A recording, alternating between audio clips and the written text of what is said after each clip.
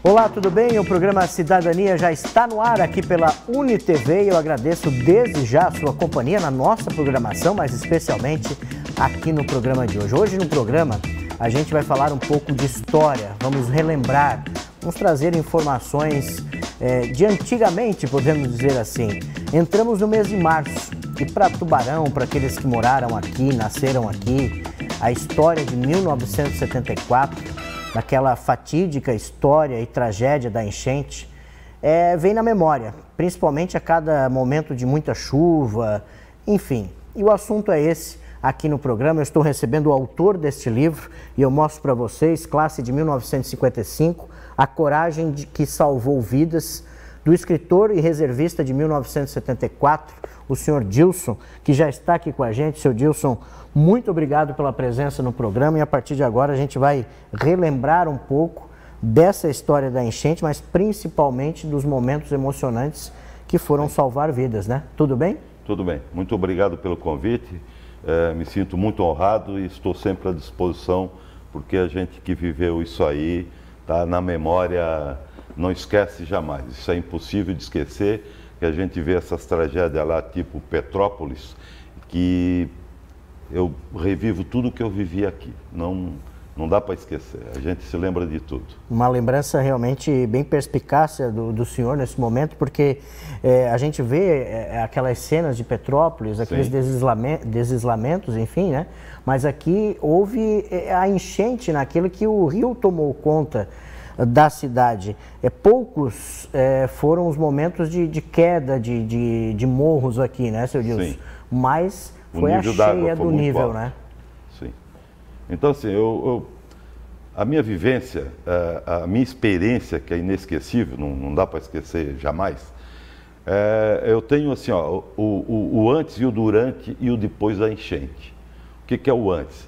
O antes, eu era um jovem de 18 anos, recém-incorporado no Exército, na 3ª Companhia de Infantaria de Tubarão, e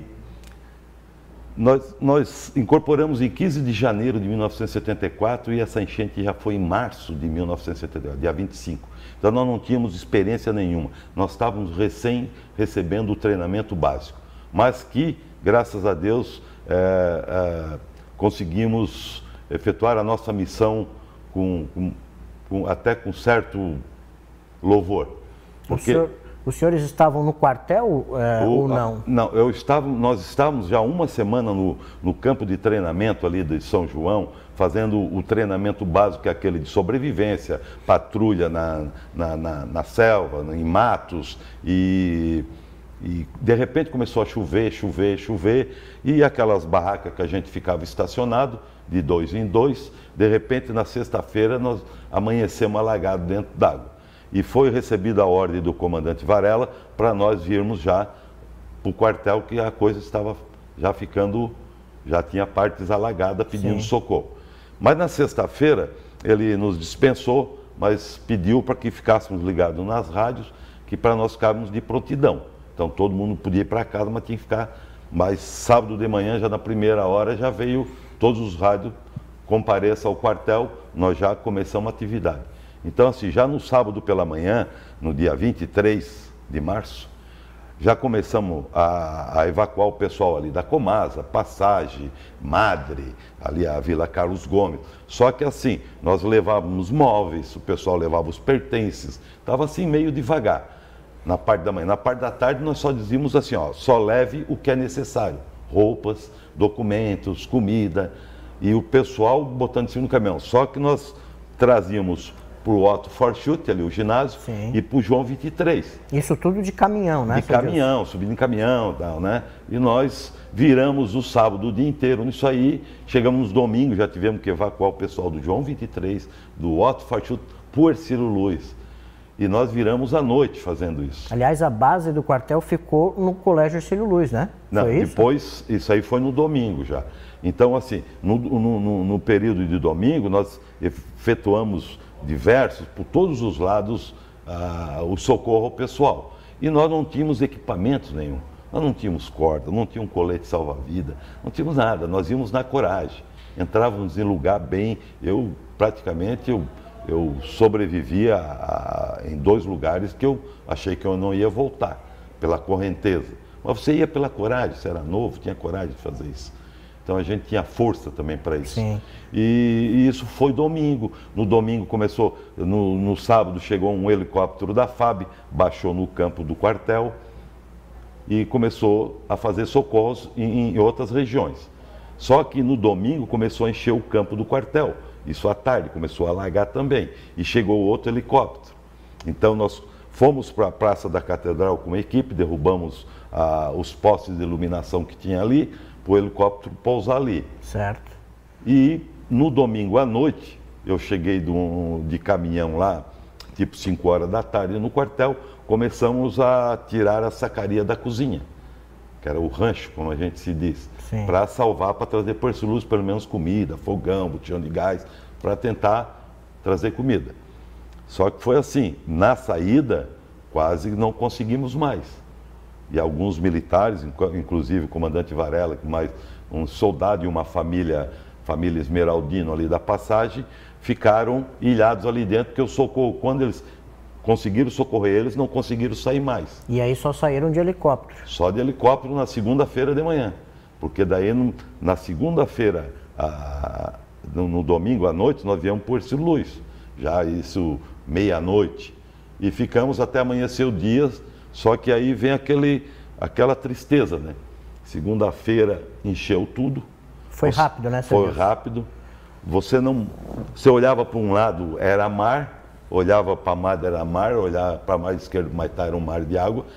E ali a gente sentiu a tristeza, assim, o poder da natureza, que ninguém podia fazer nada. Você tinha que ficar ali um dia inteiro, uma noite inteira, aguardando o que fazer. Teve um momento que não tinha mais o que fazer, tinha que aguardar. Tinha que aguardar, não tinha. O helicóptero, muita chuva ele não podia também, porque o tempo não dava visibilidade, e acabou o combustível para 2 helicópteros.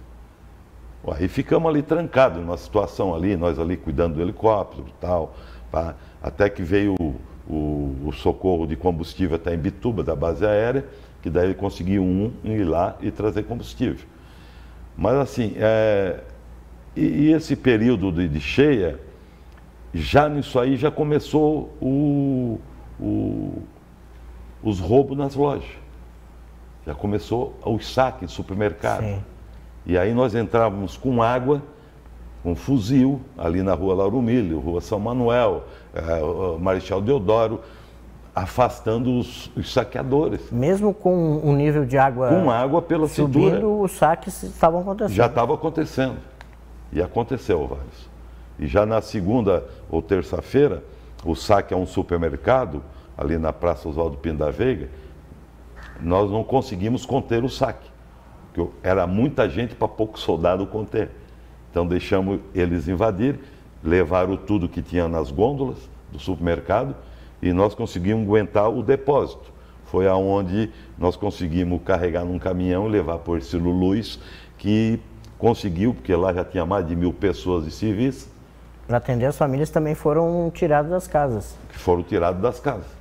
Só que o comandante chegou lá e falou o seguinte: tenente, a comida que tiver aí, você faz para os civis. Os soldados, se sobrarem, vão comer. Aí, pô, a coisa não está boa, né? Não estava boa. A coisa não estava boa. Ô, senhor Dilson, nós vamos continuar falando um pouquinho mais sobre essa história ainda aqui no programa. Eu tenho que chamar um rápido intervalo. Sim. Já de antemão quero agradecer ao senhor Dilson por esse exemplar do livro que ele nos trouxe de presente, né? Deixa eu lembrar aqui, A Classe 1955, Os Verdadeiros Heróis de 1974, a coragem que salvou vidas. E a gente eu quero agradecer aí esse exemplar que eu ganhei, com dedicatória e tudo, aqui no nosso programa, no Cidadania. Mas a gente vai para um rápido intervalo, o senhor Dilson continua com a gente para trazer mais detalhes e informações. Vamos saber como é que foi a sequência, né, desses momentos lá em 1974. Não saia daí que a gente já volta.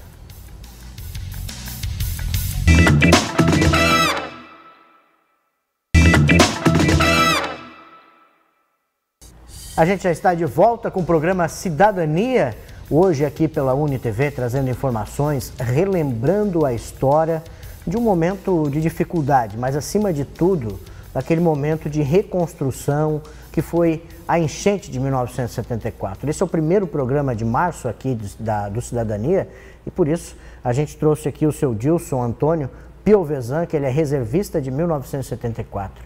Ele estava lá, foi uma turma que iniciou em janeiro, em março já teve a enchente de 74, para provar que o Exército realmente era aquilo que queria. Eu acho que foi esse o sentimento também, né, seu Dilson? Sim, sim. Porque em janeiro inicia no Exército, em março vem esse momento sem experiência nenhuma. Sem experiência nenhuma. Ali foi o momento de dizer assim, não, é isso que eu quero seguir. Foi graças a esse acampamento que nós fizemos naquela semana, que nós recebemos todo o treinamento, até de subsistências, que a gente ficava 24 horas sem comer, sem tomar água, no meio daquele morro ali do São João, que era para testar a resistência, e os treinamentos de tiro. Foi onde a gente pôde conseguir, com arma também, espantar, porque ali nos roubos ali no centro, a gente ouvia os barulhos, nós não tínhamos lanterna, nós íamos na escuridão com água pela cintura. O que a gente fazia? Dava um tiro para cima, dava um eco, pelo menos para assustar, porque como é que você vai entrar em luta corporal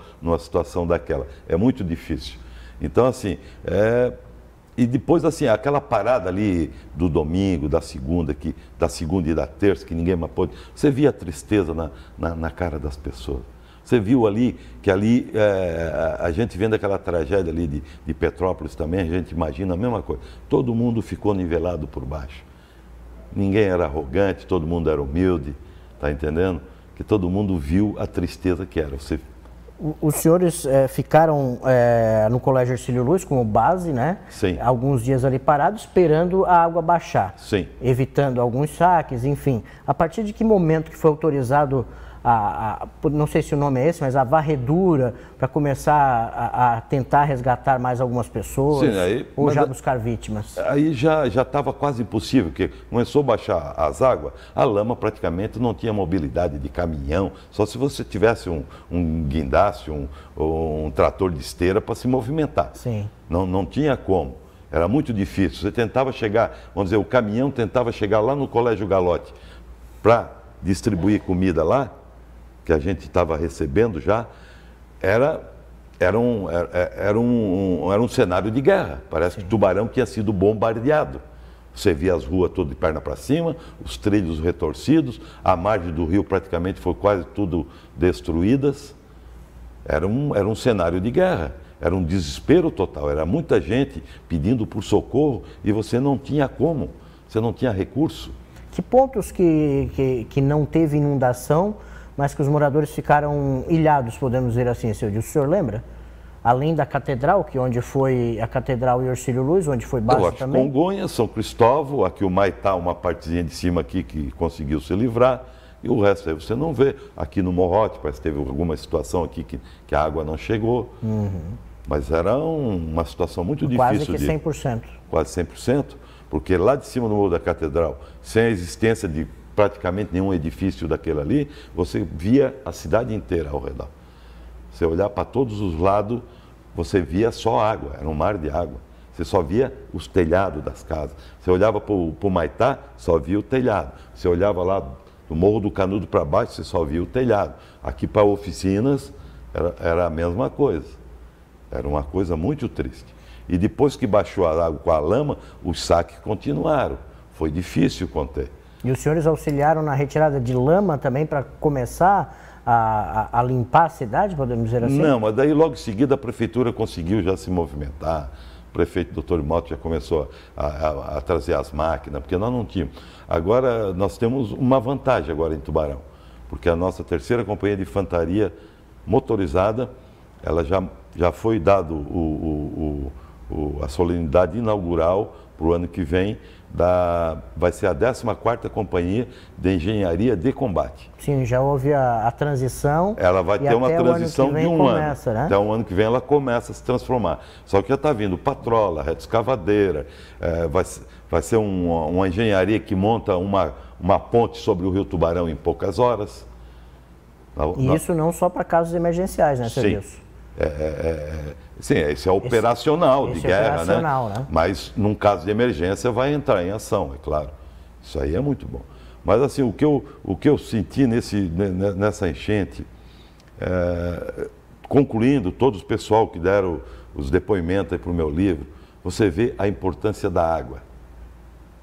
Aí é que está a coisa. Você fica 3 dias sem comer, Eduardo, mas você não fica 1 dia sem tomar água. Você entra em parafuso, entra em pânico. Isso chegou a acontecer? Isso chega a acontecer. O pessoal apavorado por água. Água, pelo amor de Deus. Se você oferecesse comida, não, eu quero água. Água. Então, isso é uma coisa muito interessante. E o ser humano aguenta 3 dias sem se alimentar, sem comer. Mas 3 dias sem água, ele seca. Então, assim o desespero. Depois eu fui cuidar da vacina no prédio dos Correios ali central. Veio a equipe de vacina de fora, aquela do revolvinho, que era de fila. Então, você via assim o desespero das pessoas. E já tinha gente querendo furar fila e eu tive que contornar e voltar para os fundos. Aí a pessoa dizia assim, você sabe quem eu sou? Eu disse, não sei e não quero saber. Se o senhor não pegar a fila, o senhor não vai se vacinar. Eram umas coisas assim. A vacina já veio logo na sequência. Então. Já passou a água assim, em seguida já começou a vir a vacinação, que foi muito, muito eficaz nessa hora, né? Porque nós do Exército, logo na entrada nós já recebemos uma bateria de vacina. Nós já quando incorporamos, a primeira coisa é uma bateria de vacina que você fica imunizado de quase tudo. Mas fizemos assim, a gente tem que agradecer muito a esse pessoal do Exército também, que a maioria não eram de Tubarão nessa época. A maioria era tudo da região de Criciúma. Eles não tinham nada a ver com a coisa aqui, mas arriscaram a vida para ajudar. A missão dada, a missão foi cumprida. Missão dada, a missão cumprida. Ninguém correu da raia, ninguém soube se esconder. Isso foi... E eu achando que metade dos soldados tinha morrido debaixo d'água. Porque assim, o terror assim, da inundação, a visão que eu tive ali de cima, morreu a metade do efetivo. Aqueles que saíram para salvar, o senhor achava que não tinham conseguido. Achava que não tinham voltado. Porque a fúria da correnteza era tanta que, olha, você via carregando o carro assim, deslizando por cima d'água, como você vê agora na TV. O caminhão do Exército, nós com toda uma carga em cima, nós saindo na lateral do muro, na beira-rio, o caminhão se chocava contra os muros. A correnteza isso com água pelo rodado só. Imagina que lá no quartel ele chegou quase a cobrir a frente.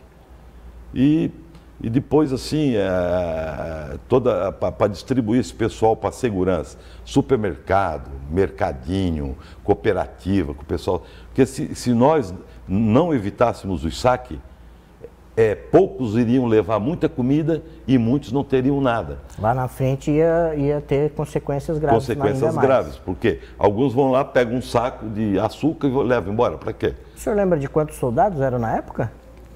O efetivo tinha mais ou menos 160. 160.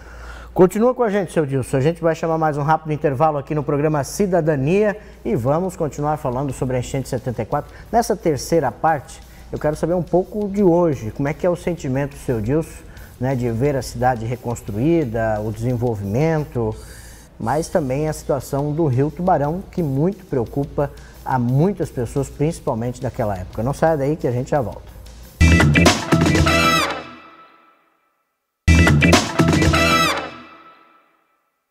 Legal, já estamos de volta com o terceiro bloco aqui do programa Cidadania, hoje falando sobre a enchente de 1974. Nesse primeiro programa de março aqui do Cidadania, falando sobre as memórias. O seu Dilson é reservista de 1974 e é o nosso convidado. Nesse primeiro e segundo bloco já nos trouxe aí muitas memórias, do que ele viveu naquela época. E seu Dilson, a gente conversando aqui, antes de entrarmos nessa parte do agora, que eu provoquei o senhor ainda no segundo bloco, o senhor me falava sobre uma história aí que mexe com todos, porque o piloto teve umas sensações muito difíceis, naqueles momentos, que era escolher pessoas a quem salvar, para salvar o máximo que ele podia, Sim.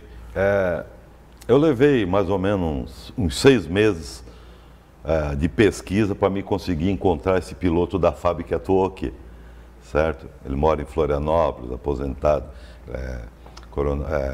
Major Brigadeiro Viana. Ele num dia sentado, ele começou a me contar uma história que me emocionou. Ele chegou em cima de uma casa com muita gente em cima do telhado e ele começou a recolher. E telhado mesmo, né? Em cima do telhado. Telhado e mesmo, a água já batendo em cima, e aquela correnteza. Ele recolheu um pessoal, trouxe para a catedral, foi lá de novo, mas ele falou que estava igual a prioridade agora na pandemia, na UTI. Eles escolhem os mais novos, as crianças e as mulheres. Então ele dava prioridade às mulheres e às crianças. Então na segunda viagem, quando ele recolheu a segunda viagem que lotou o helicóptero, ele olhou para baixo, a casa se desmontou e todos, ele calculava mais ou menos umas 10 pessoas em cima do telhado, desabou e foi água abaixo. Dizendo assim que ele chegava até a correr lágrimas. Muitos conseguiram salvar mais. Assim, não poder fazer nada.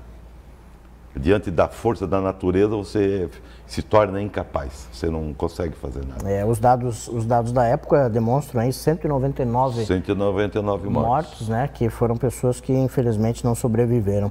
O senhor tem medo do rio hoje? Olha, todo dia que eu passo ali, a qualquer hora, a minha vida inteira eu vou lembrar daquele rio. Eu vou lembrar porque quando eu passava naquela ponte do centro, que só tinha aquela ali, não existia, só tinha aquela ponte ali e a ponte da BR. E aquela ponte ali foi salva graças aos soldados da 3ª Companhia, que eles eram amarrados pela perna de ponta cabeça para tirar as toras, para a correnteza não forçar a ponte. Conseguiram, pelo menos, esse detalhe que o senhor falou aí foi um detalhe impressionante, né? Os soldados de ponta cabeça com a mão tiraram as toras. Sim, porque se ele fosse amarrado pela cintura, ele entrava na água, a correnteza empurrava ele. Aí teve um que solicitou que amarrasse pela perna, pelo pé, e soltaram de ponta cabeça e ele conseguia destrancar as toras para a água levar. E aí passava embaixo da ponte e a ponte não era levada. Teve um que me descreveu, que até não consegui mais falar com ele, que ele se emocionou tanto e não quis nem falar mais, que ele caiu ali na água e foi parar na ponte, onde é hoje aquela ponte chamada Ponte do Quartel, que estava em construção e tinha já umas madeiras, uns andaimes. Ele foi parar lá. Ele caiu aqui no centro e a correnteza Só que ele nadava muito, disse que era do interior, morava perto de rio, conseguiu chegar lá. O seu Dilson tem histórias para contar aí, muito boas, tristes, podemos dizer assim, mas que também nos deixam assim animados pela questão da coragem dessas pessoas como o seu Dilson, que naquela época tinha recém entrado no Exército, mas pegou essa situação. Deixa eu voltar hoje para Tubarão. Desenvolvida, Tubarão crescendo e o senhor viu também esse pós-enchente, né? Esse desenvolvimento. Sim. Hoje é um sentimento também de alegria que o senhor tem de poder ter participado desses momentos? Sim, foi como você falou, foi missão dada, missão cumprida. Então a gente sente orgulho disso, de a gente poder ter participado, ter salvado vidas, que muitas casas que nós entrávamos com água pelo já quase aqui no peito, que as pessoas em cima da mesa não queriam sair de casa. E você tinha que carregar na marra. Não tinha. O dono da casa não queria abandonar. Tirava a família, mas ele não queria sair. E quantas pessoas nós retiramos em pé de cima da mesa, nas costas, na marra, para cima do caminhão. Que ele não queria sair. E são pessoas que possivelmente não estariam mais ali. Teve soldados depois, né? que entrou dentro de casa, levou choque na parte elétrica, dentro d'água, choque. A sorte que ele teve um instinto de pular em cima de uma mesa e mandar desligar um interruptor lá no poste. Não morria todo mundo. Foi assim, foi instantâneo. E assim, eu vejo assim que o rio está muito ainda assoreado, o pessoal está construindo muito nas margens do rio, isso aí dá barreira para as águas. O senhor se preocupa não vamos dizer com uma tragédia igual ou parecida, mas o senhor se preocupa com uma cheia do rio ainda? Sim, a gente, todos os antigos dizem que isso é cíclico, de tantos em tantos anos isso acontece. Vamos torcer para que isso nunca aconteça, né? Mas é aquela coisa, Petrópolis agora deu 2 seguidas, né? Sim. Então tem que estar preparado. E outra coisa, tem que ter um esquema de evacuação e ter local para ir, para colocar esse pessoal. Aí você fica, pessoal, ali a catedral, eu fiquei 2 noites ali na guarda dos helicópteros, 2 dias e 2 noites seguidas, parado debaixo da chuva, sem poder fazer nada, porque tinha acabado o combustível. E a catedral era lotada, você não tinha onde entrar. Tudo gente deitada no chão, sentado, isso era um desespero. Dentro da igreja e no pátio também. Dentro da igreja. Só que não tinha banheiro. Começou a faltar água, desespero, dá fome, criança chorando. Você faz o quê? Onde é que você vai pedir socorro? Ninguém está preparado para isso. Colchão, frio, o pessoal reclamando do frio, que à noite era frio, que chovia muito. É assim, ó, você vê tanta destruição, você vê tanta gente sofrendo, perdendo tudo, como eu vejo agora esse caso de Petrópolis. Putz, eu lembro tudo de Tubarão, você vendo as pessoas procurando os parentes. Porque além da situação de hoje, Tubarão ter muito mais habitantes do que na época de 1974, nós temos hoje uma preocupação ainda maior com o que o senhor está falando, que é uma estrutura de resgate, de evacuação, sim, de planejamento caso possa acontecer. E equipamentos, né? Nós não tínhamos uma canoa a motor. Nós tínhamos o bombeiro ia com a gente, do corpo de bombeiros, íamos com uma bateira de madeira, a remo. Como é que você vai encarar uma correnteza a remo? Numa dessa aí eu quase fui, não fui porque Deus não quis. Porque não tem como você entrar numa correnteza com uma bateira pesada, carregada de pessoas, lotada de pessoas, quase entrando água, no remo. Sim. Era difícil, não tem, é impossível. Só que agora a nossa sorte aí, Tubarão foi premiado com essa companhia de engenharia, eles vão ter bastante. Lanchas, isso já é um alento para... Já é um alento, várias situações. É um conforto, várias situações. Que bom. Senhor Dilson, a gente poderia ficar aqui ainda muito mais tempo, porque eu sei que o senhor tem muitas histórias, mas quem ficou interessado, a gente tem aqui o livro. Esses livros do senhor a gente encontra aqui em Tubarão ainda? Não, só pelo WhatsApp só. WhatsApp, então tem vamos deixar à vontade aí o WhatsApp, o senhor pode falar? Sim. O pessoal anota, por gentileza. 98486-8060. Vamos repetir, senhor Dilson, por favor?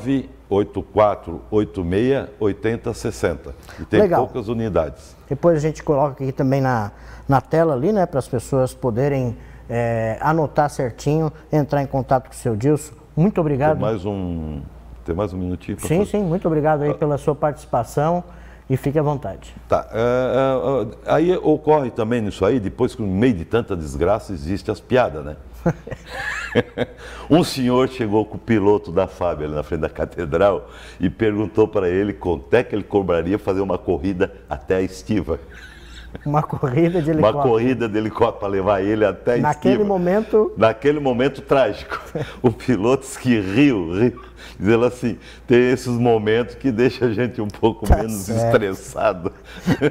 É isso aí, senhor Dilson. Em meio de tristezas também sempre tem aquele momento que se alegra. Muito obrigado a você que participou aqui do programa Cidadania. Eu que sou o Dilson aqui trazendo várias lembranças e memórias da enchente de 1974.